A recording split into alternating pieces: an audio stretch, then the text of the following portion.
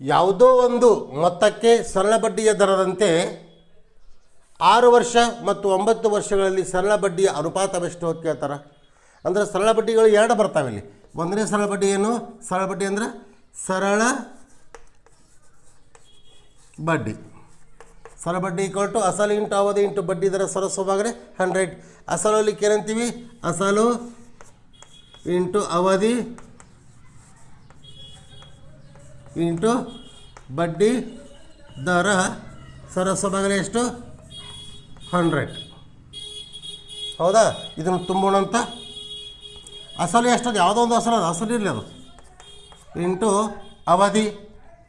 ಅವಧಿ ಎಷ್ಟದ? ಮೊದಲೇದ್ದು 6 ವರ್ಷ ಇಂಟು ಬಡ್ಡಿ ದರ ಸರಸವಾಗಲೇ 100 ಆಯಿತು.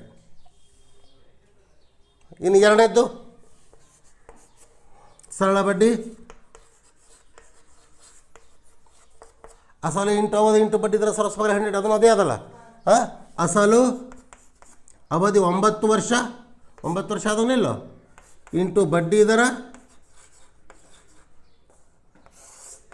ಅಪಾನ್ 100. ಅನುಪಾತವನ್ನು ಕೇಳ್ಯಾರ. ಅನುಪಾತದ ಏನು ಮಾಡಬೇಕು? ಸರಳ ಬಡ್ಡಿ ಅಪಾನ್ ಸರಳ ಬಡ್ಡಿ.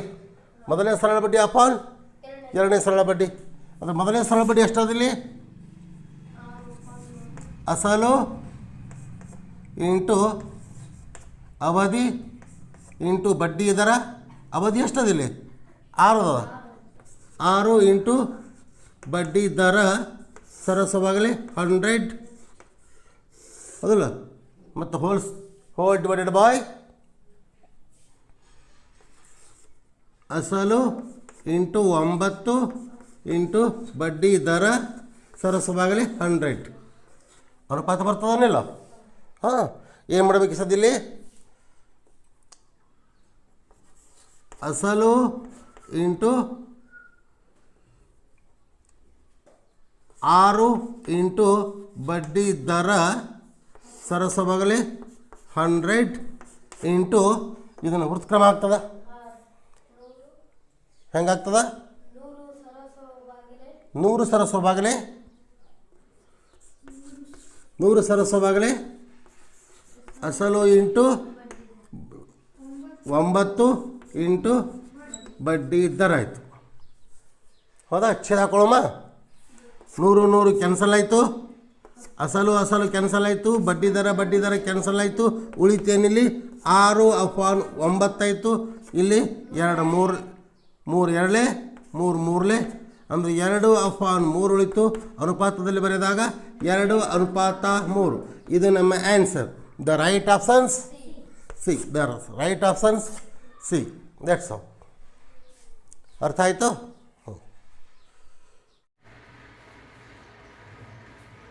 ನೋಡಿ, ಅತಿ ಪ್ರಮುಖವಾದ ಪ್ರಶ್ನೆ ಇದು.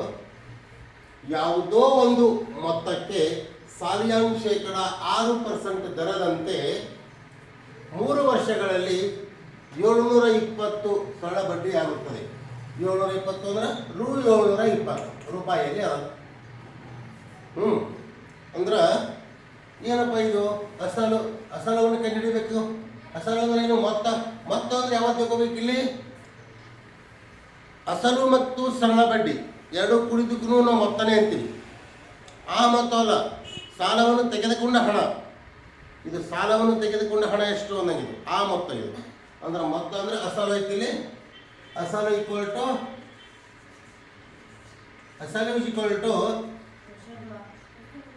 ಇಲ್ಲ, ಸೂತ್ರ ಹಾಕ್ಬಿಡ್ತೀನಿ. ಅಸಲು ಈಕ್ವಲ್ ಟು ಸರಳ ಬಡ್ಡಿ ಇಂಟು 100.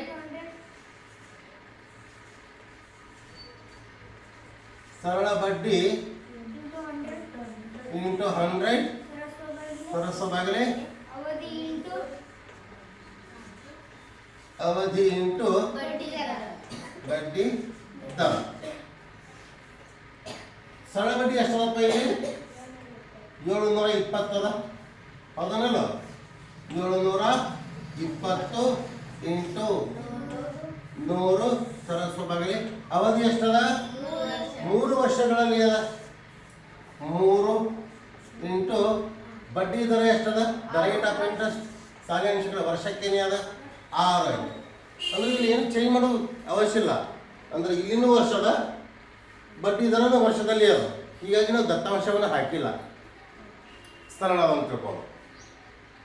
ಇನ್ನು 6 ಒಂದಲೇ 12 0 0 3 ಒಂದಲೇ 3 4 0 0 4 ಒಂದಲೇ 4, ಇದು 1 0 2 0 1 0 2 0 ಎಷ್ಟಾಯಿತು? 4,000 ರೂಪಾಯಿಗಳು ನಾವು ಸಾಲವನ್ನು ತೆಗೆದುಕೊಂಡಿವಿ, ಅಥವಾ ಸಾಲದ ಹಣ ಎಷ್ಟು? 4,000 ರೂಪಾಯಿಗಳು ಅಂತ ಅರ್ಥ. ದ ರೈಟ್ ಆಪ್ಷನ್ಸ್ ಎಷ್ಟು? ಎ. Right options A. ಅರ್ಥ ಆಯಿತು? ಇದೇ ಪ್ರಶ್ನೆಯನ್ನು ಸ್ವಲ್ಪ ಚೇಂಜ್ ಮಾಡ್ತೀನಿ ಮುಂದಿನ ಪ್ರಶ್ನೆಯಲ್ಲಿ, ನೋಡ್ರಿ ಹೆಂಗೆ. ಯಾವ ಅಸಲಿಗೆ ಸಾವಿನ ಶೇಕಡ 6% ದರದಂತೆ 3 ವರ್ಷಗಳಲ್ಲಿ 4,720 ರೂಗಳು ಆಗುತ್ತದೆ ಅಂತ ಹೇಳ್ತಾರೆ. ಅಂದರೆ ಏನು ಕೊಟ್ಟಾರಲ್ಲಿ ದತ್ತಾಂಶದಲ್ಲಿ ಮೊತ್ತ ದರ ಕಾಲವನ್ನು ಕೊಟ್ಟಾರೆ. ಮೊತ್ತ ದರ ಕಾಲವನ್ನು ಕೊಟ್ಟಾಗ ಒಂದೊಂದು ಸೂತ್ರ ಅದು, ಕಂಡುಹಿಡಿಯುವ ಸೂತ್ರ ಹೇಳ್ತೀರಿ. ಮೊತ್ತ ದರ ಕಾಲ ಕೊಟ್ಟಾಗ ಅಸಲು ಕಂಡುಹಿಡಿಯುವ ಸೂತ್ರ ಯಾವುದು? ಅಸಲು ಈಕ್ವಲ್ ಟು ಅಸಲು ಈಕ್ವಲ್ ಟು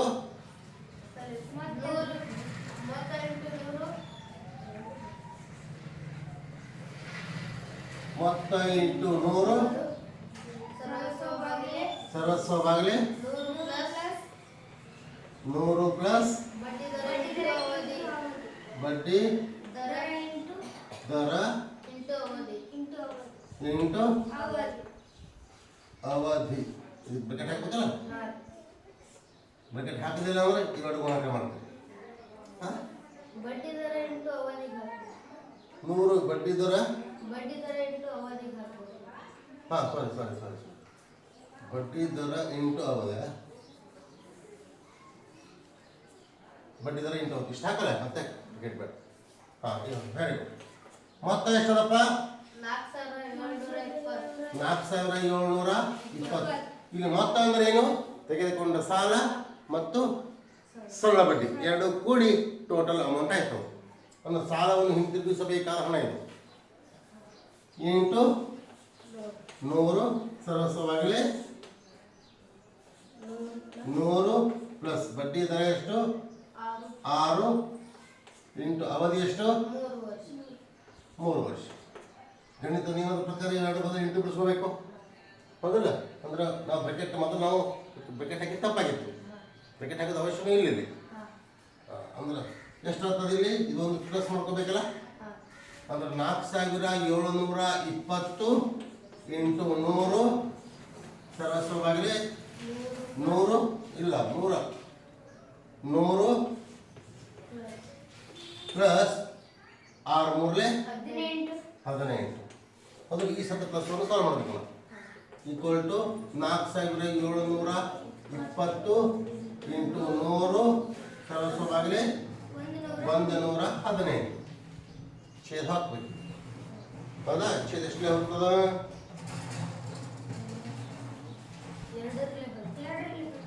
2ರಲ್ಲೇ ಹೋಗ್ತದ. 2 5 2 9 2 7 2 3 2 6 59 ಒಂದಲೇ 59 4 ಇಷ್ಟ 59 4 0 0 ಆಮೇಲೆ 4 ಒಂದಲೇ 4 ಇದು 1 0 ಇವೆ 0. ಎಷ್ಟಾಯ್ತು? ಅಸಲು ಎಷ್ಟಾದಲ್ಲಿ? 4,000. ಆನ್ಸರ್ ಎಷ್ಟು? 4,000 ಅಸಲು ಇತ್ತು ಅಂದಂಗ. ಅರ್ಥ ಆಯ್ತಾ? ಒಂದು ವೇಳೆ A/3 = B/4 = C/5 ಆದರೆ A ಅನುಪಾತ B ಅನುಪಾತ C = ಎಷ್ಟು ಅಂತ ಕೇಳ್ತಾರೆ. ಅಂದ್ರೆ A/3 =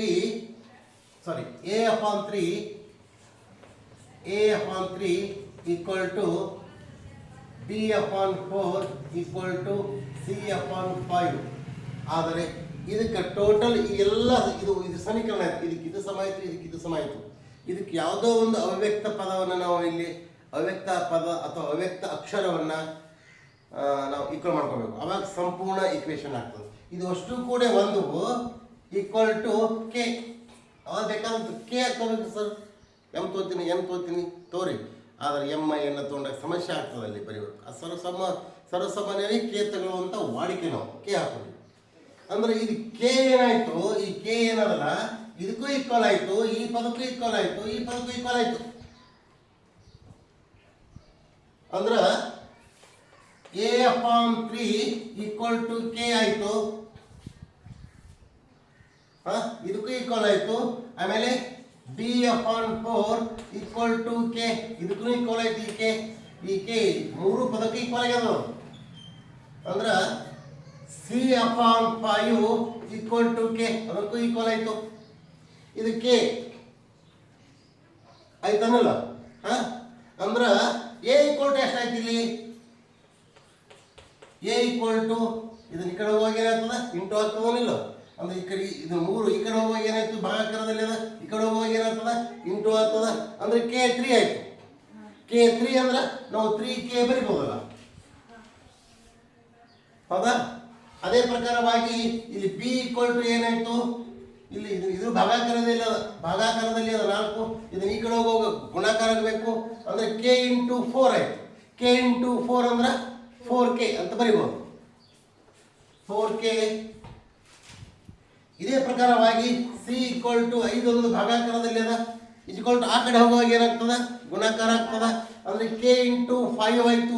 K ಇಂಟು 5 ಅಂದ್ರೆ 5K ಬರಿಬಹುದಲ್ಲ, ಹೀಗಾಗಿ 5K ಆಯ್ತು.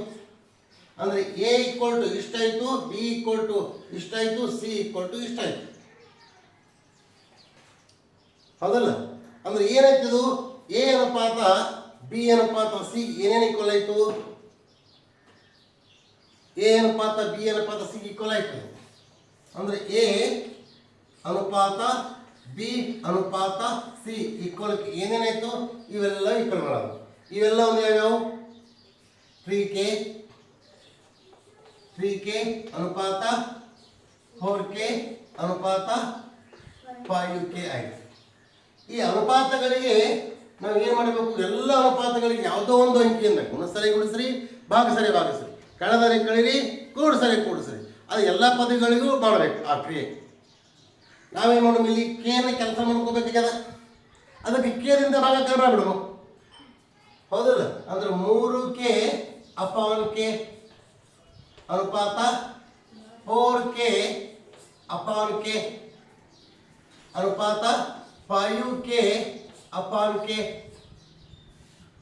K ಕ್ಯಾನ್ಸಲ್ ಆಯಿತು, 3 ಉಳಿತು ಅನುಪಾತ K ಕ್ಯಾನ್ಸಲ್ ಆಯಿತು, 4 ಉಳಿತು ಅನುಪಾತ K ಕ್ಯಾನ್ಸಲ್ ಆಯಿತು, 5 ಆಯಿತು. 3 ಅನುಪಾತ 4 ಅನುಪಾತ 5 ಆಯಿತು ನಮ್ಮ ಉತ್ತರ. ಅಂದ್ರೆ 3 ಅನುಪಾತ 4 ಅನುಪಾತ 5 ಆಯಿತು. The right options A. That's all.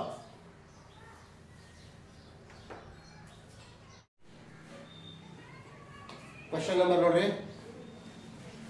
A ಅನುಪಾತ ಬಿ ಈಕ್ವಲ್ ಟು 2 ಅನುಪಾತ 3, ಬಿ ಅನುಪಾತ ಸಿ ಈಕ್ವಲ್ ಟು 3 ಅನುಪಾತ 4 ಮತ್ತು ಸಿ ಅನುಪಾತ ಡಿ ಈಕ್ವಲ್ ಟು 4 ಅನುಪಾತ 5.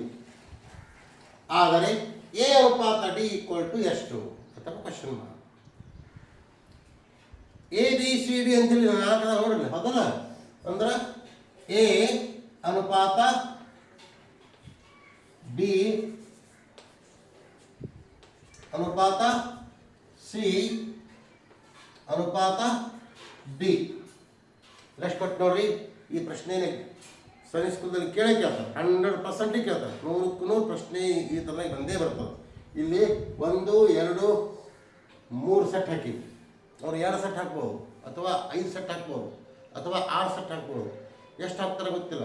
ಎಷ್ಟೇ ಆಗಲಿಕ್ಕೆ ಈ ಪದ್ಧತಿನ ಕರೆಕ್ಟಾಗಿ ನೆನಪಿಟ್ಕೊಂಡ್ರಿ ಅಂದರೆ ನೀವು 100ಕ್ಕೆ 100 ಈ ಪ್ರಶ್ನೆಗೆ ಉತ್ತರವನ್ನು ಕೊಟ್ಟೇ ಕೊಡ್ತೀವಿ. ಲಕ್ಷ ಕೊಟ್ಟು ಕೇಳಿ, ಭಾಳ ಇಂಪಾರ್ಟೆಂಟ್ ಇದು. ಇಲ್ಲಿ ಏನದಲ್ಲಿ ಎ ಅನುಪಾತ ಬಿ ಅಂದರೆ ಎಷ್ಟದ? 2 ಅನುಪಾತ 3ರಲ್ಲಿ ಎ ಅದ, ಬಿ ಅದ, ಎ ಬಿ ಅದ 2 ಅನುಪಾತ 3 ಅದ, ಅದಕ್ಕೆ 2 ಅನುಪಾತ 3 ಬರಲಿ. Point number 1. ಇನ್ನು ನೆಕ್ಸ್ಟ್ ಏನು ಮಾಡಬೇಕು? ಬಿ ಅನುಪಾತ ಸಿ ಈಕ್ವಲ್ ಟು 3 ಅನುಪಾತ 4 ಅದ, ಅಂದ್ರೆ 3 ಅನ್ನೋದು ಬಿ ಐತಿ, ಇಲ್ಲಿ ಬರಿಬೇಕು. 3 ಅನುಪಾತ ಸಿ ಅಂದರೆ ಎಷ್ಟದ? 4 ಅದ. ಎಷ್ಟದ ಹೌದಲ್ಲ? ಅಂದರೆ ಬಿ ಅನುಪಾತ ಸಿ ಅಂದರೆ 3:4. ಇದು ಪಾಯಿಂಟ್ ನಂಬರ್ 2. Point number 2. ಇನ್ನು ಪಾಯಿಂಟ್ ನಂಬರ್ 3 ಇದೇ ಪ್ರಕಾರವನ್ನು ಕಂಟಿನ್ಯೂ ಮಾಡೋದು. ಸಿ ಅನುಪಾತ ಡಿ = 4:5 ಅದ. ಸಿ ಅಂದರೆ ಎಷ್ಟು? ಸಿ ಅದರಲ್ಲಿ ಸಿ ಸೆಕೆಂಡ್ ಬರ್ತದಲ್ಲ, ಸಿ ಕೆಳಗೆ ಇದೇನು ಬರೀಬೇಕು? 4:5. ಇದು 3ನೇ ಸ್ಟೆಪ್ ಆಯಿತು. ಇನ್ನು ಏನು ಮಾಡಬೇಕು ಅಂದ್ರೆ ಇನ್ನು step number 4, the very very important. ಏನಪ್ಪ ಅಂತಂದ್ರೆ ಎಲ್ಲೆಲ್ಲಿ ಖಾಲಿ ಅದ ಅಲ್ಲಿ ಒಂದೊಂದು ಬಾಕ್ಸನ್ನು ಹಾಕೊಂಡ್ಬಿಡ್ರಿ. ಇಲ್ಲಿ ಖಾಲಿ ಅದ, ಇಲ್ಲೊಂದು ಬಾಕ್ಸ, ಇಲ್ಲೊಂದು ಖಾಲಿ ಅದ, ಇಲ್ಲೊಂದು ಬಾಕ್ಸ್. ಆಮೇಲೆ ಇಲ್ಲೊಂದು ಖಾಲಿ ಅದ, ಇಲ್ಲೊಂದು ಬಾಕ್ಸ. ಆಮೇಲೆ ಮತ್ತೆ ಇಲ್ಲಿ ಖಾಲಿ ಅದ, ಇಲ್ಲೊಂದು ಖಾಲಿ ಅದ, ಇಲ್ಲೊಂದು ಬಾಕ್ಸ್. ಇಲ್ಲಿ ಯಾವ ಅಂಕಿಗಳು ಯಾವ ಬರ್ತಾವ ನೋಡ್ಕೋಬೇಕು. ಆಮೇಲೆ ಇಲ್ಲೊಂದು ಖಾಲಿ ಅದ, ಎಷ್ಟು? ಇಲ್ಲೊಂದು ಬಾಕ್ಸ್. ಮತ್ತೆ ಇಲ್ಲಿ ಖಾಲಿ ಅದ, ಇಲ್ಲಿ ಒಂದು ಖಾಲಿ ಅದ. ಎಲ್ಲೆಲ್ಲಿ ಖಾಲಿ ಅದಲ್ಲಿ ಬಾಕ್ಸ್ ಫುಲ್ ಮಾಡ್ಕೋಬೇಕು.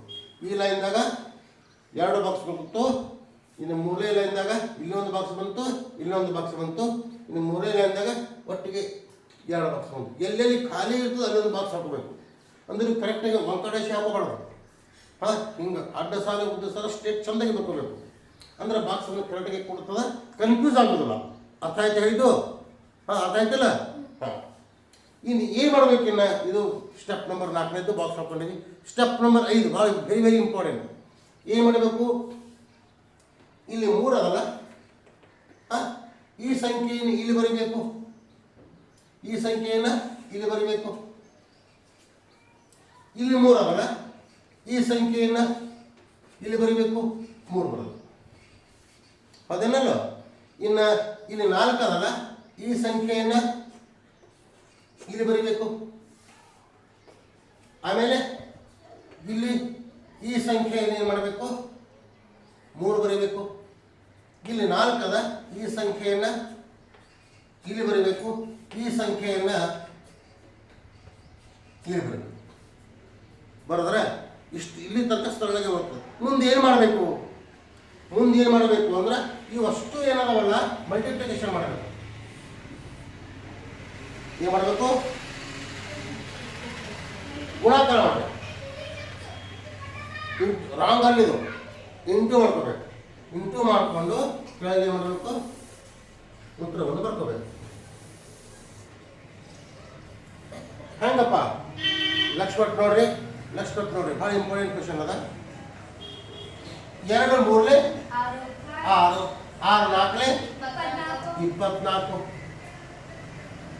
ಇನ್ನು ಅದೇ ಪ್ರಕಾರವಾಗಿ ಇಲ್ಲಿ 3 3 9 3 ಸಾರಿ 3 3 9 4 36.